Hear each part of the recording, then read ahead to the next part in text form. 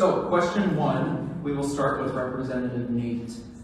The Idaho Constitution requires the legislature to create a, quote, general, uniform, and thorough system of public, free, common schools. How is the legislature doing in fulfilling its responsibility, and what can it do better? Thank you, Mr. Crandall. I don't know the hatter. I'm Mr. Crandall, moderator.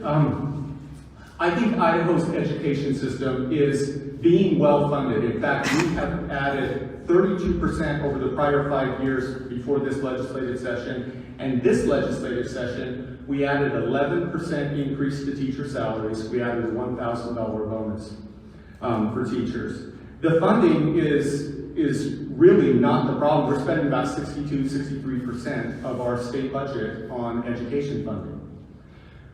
We have excellent teachers in Madison County, excellent administrators. We have a great school district here. But what sometimes lets us down in Idaho is the system. For years, I've been fighting against Common Core and against SBAC testing mandates. And finally, this last year, the school standards were changed enough to maybe not be called Common Core anymore, although we're still using a version of the SBAC test. There's more work to do to achieve our independence in education, where Idaho is choosing Idaho's education and school districts are choosing what is best for the local districts and the parents and the students in the districts.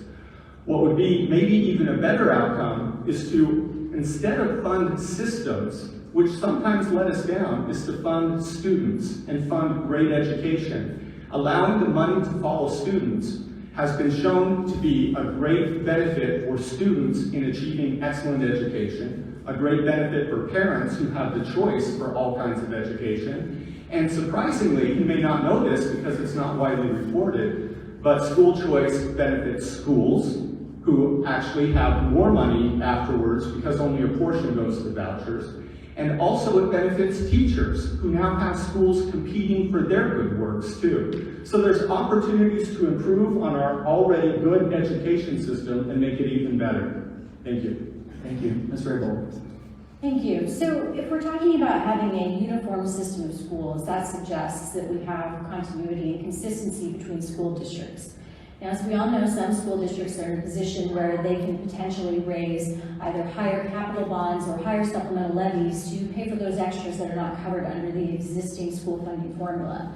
The last time the school funding formula was revised was back in 1994, and one of the things I hear most often from our school administrators is that funding formula just does not give them the flexibility to use the dollars the way that it best fits their particular district. And so I believe that part of that uniform process is going in and revising that public funding formula to better address the needs of the schools that exist today as opposed to the school systems that existed in 1994. Now, I find it interesting that Mr. Nate brings up the bonuses for teachers. He voted against that $1,000 bonus. He also brings up school choice.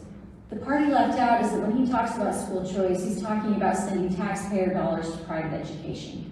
Again, if we are going to meet the constitutional obligation that is required of the legislature, that means going out and ensuring that we are providing a uniform education to the students in the public school system. So the notion that we're going to use a private education in order to help boost up a public system doesn't quite compute for me when we haven't figured out how to solve the underlying issue.